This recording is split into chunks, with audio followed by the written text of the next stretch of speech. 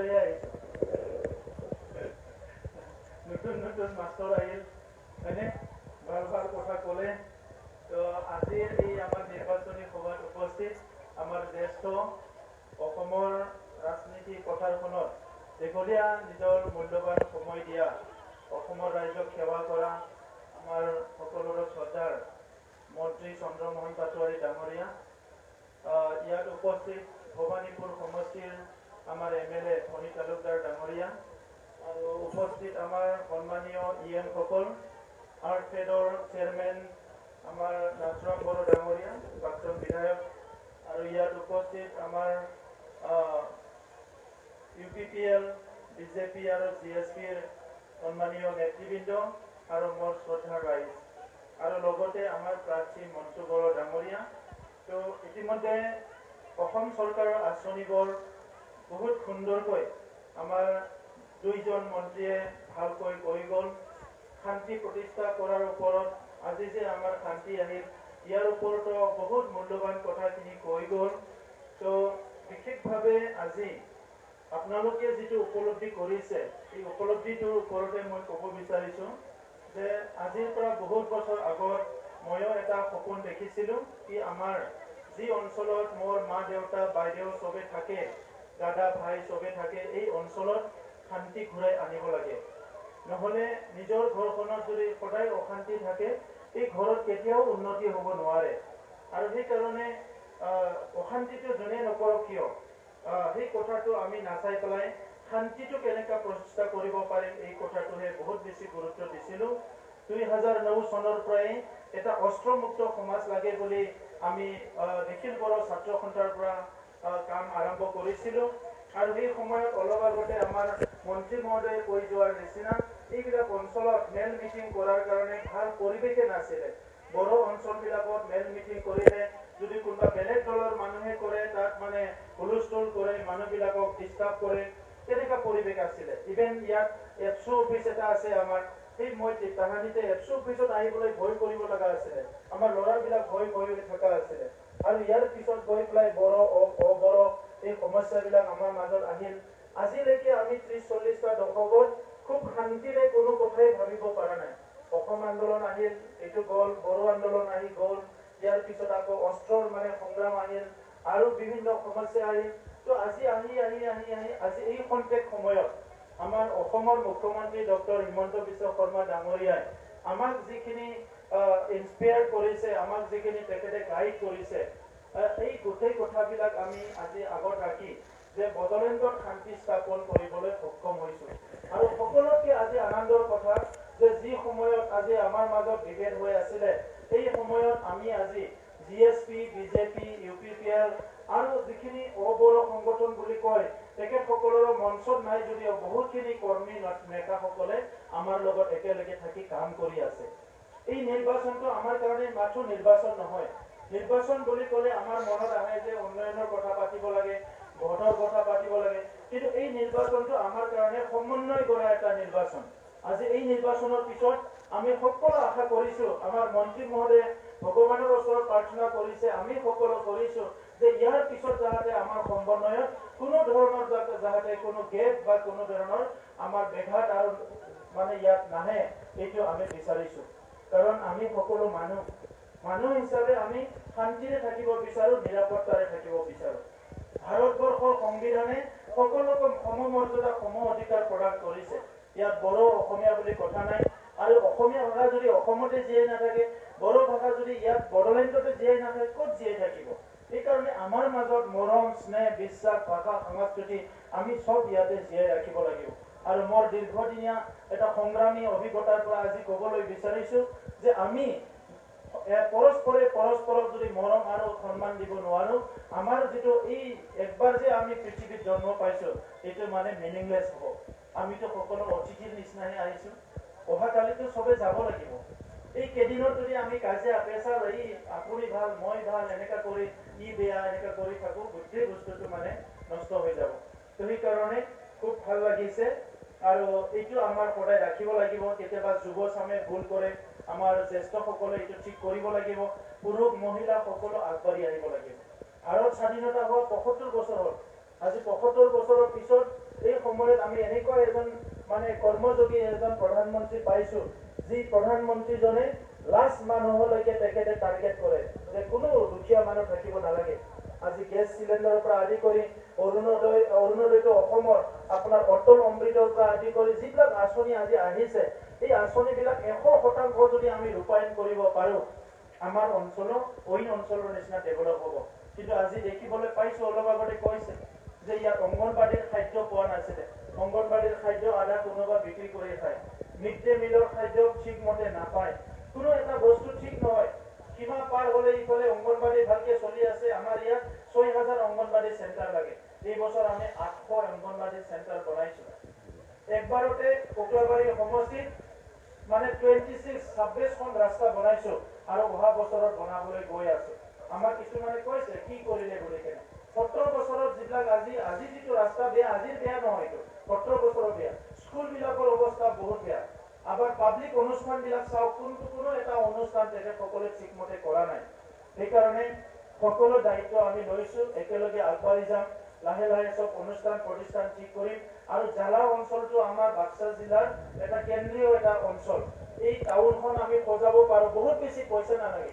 মই এই বছৰে ঠিক কৰিছোঁ যে 6 কৰোৰ টকা খৰচ কৰিম। ইয়াত চাৰি চাইডে ড্ৰেইন বনাম, ইলেক্ট্ৰিচিটি দিম।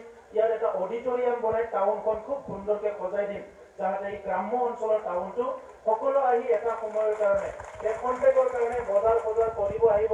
ইয়াত এটা লাইব্ৰেৰী লাগে, ইয়াত এটা ষ্টেডিয়াম লাগে, চব ইয়াত এটা পাৰ্ক লাগে, চব ধুনীয়াকৈ বনাই পেলাই ওচৰত এটা কলেজ, ইমান ধুনীয়া কলেজ আছে, এইটো সংযোজন কৰি পেলাই ধুনীয়া এটা টাউনটো আমি সজাব লাগিব।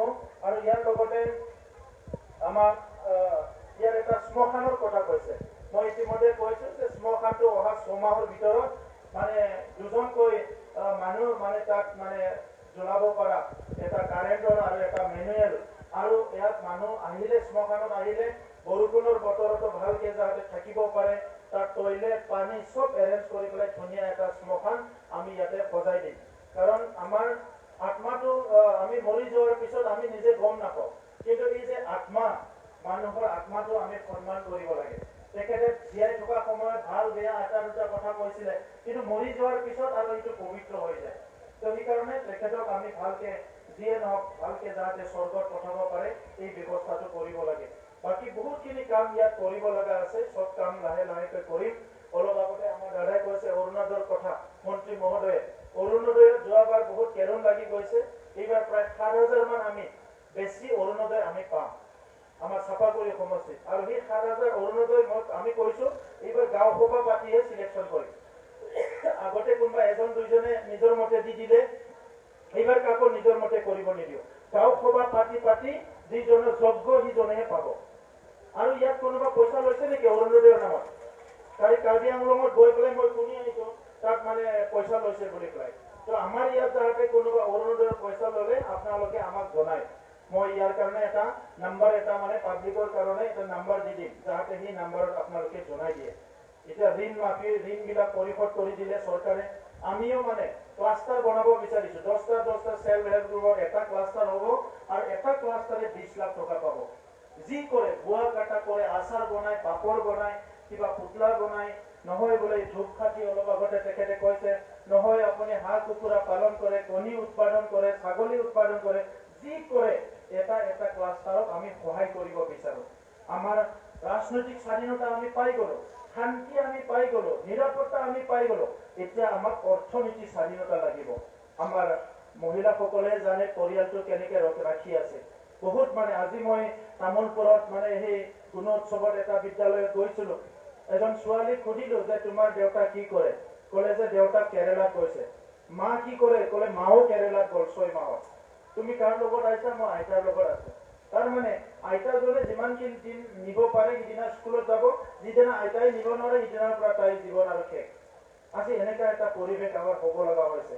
গতিকে আমাৰ অতি শীঘ্ৰে অৰ্থনীতি স্বাধীনতাটো আনিব লাগিব আৰু অহা 2-3 বছৰৰ ভিতৰত এনেকুৱা এটা পৰিৱেশ কৰিব লাগিব, আমাৰ কোনো যাতে মহিলাগৰাকী ঘৰখন এৰি যাতে কেৰেলাত হাজিৰা কৰিব যাব লগা নহয়। সেইখিনি আমাৰ কাৰণে ডাঙৰ সমস্যা। আমি ওপৰে বহুত কথা পাতোঁ, কিন্তু তলত আচল সমস্যাটো সেইটো সমস্যাহে। আজি বেমাৰ চাবলৈ পইচা নাই। কিমান মানুহ দিনে নিশা লগ পাওঁ যে বেমাৰ চাবলৈ পইচা নাই।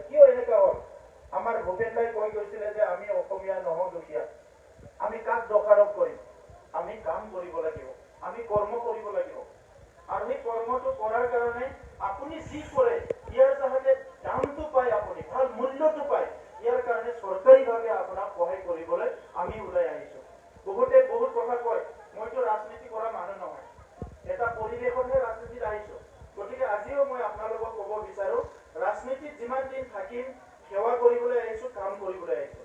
আৰু ৰাজনীতিখন মোৰ কাৰণে এটা মানে এখন কিতাপৰ নিচিনা মই ষ্টাডি কৰি আছোঁ যে কি হৈ গ'ল, যোৱা 40 বছৰত কিমান ভাল হ'ল, কিমান বেয়া হ'ল, ভাৰতত আমি কেনেকুৱা প্ৰধানমন্ত্ৰী পালোঁ, অসমত কেনেকুৱা মুখ্যমন্ত্ৰী পালোঁ, কোন বিষয়টো আগুৱাই আছে, কোন বিষয়টো পিছুৱাই আছে, চব চাই পেলাই আমি এটা দিশ নিৰ্ণয় কৰিব লাগিব।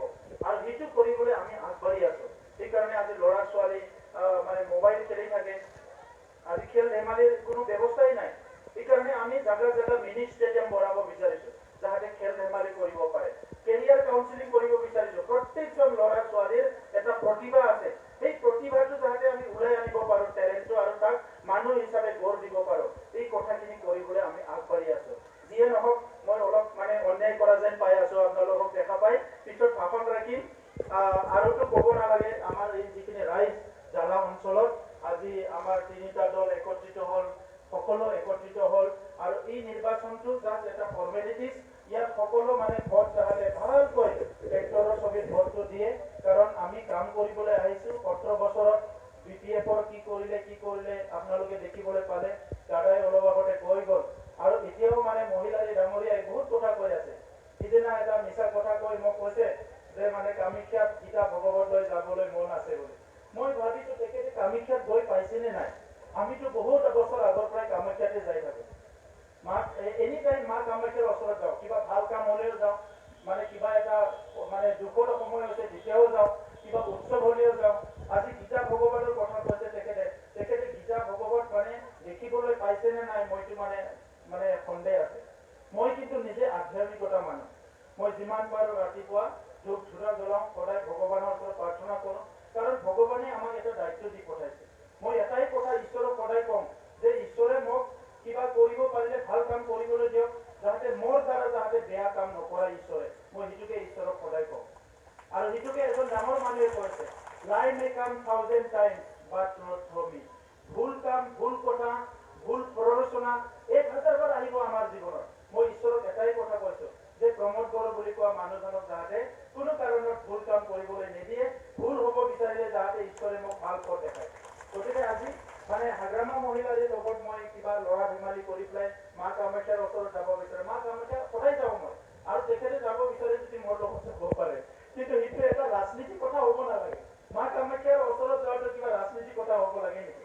অকল মা কামাখ্যা, ইয়াতো লক্ষী মন্দিৰ আছে, ইয়াতো আমি মানে আজি সেৱা কৰিব পাৰোঁ। বহুত মন্দিৰ আমাৰ ইয়াতে আছে।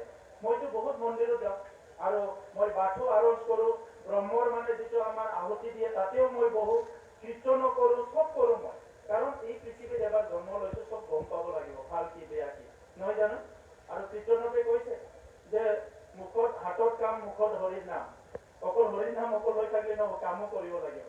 তো সেই কথাবিলাক আমি মনত ৰাখিব লাগিব। আমাক সুস্থ সমাজ লাগে। মদ, ভাং, জুৱা, দাদাগিৰি, মাৰামাৰি এইবিলাক বহুত হৈ গ'ল। আমি সভ্য সমাজত বসবাস কৰি আছোঁ।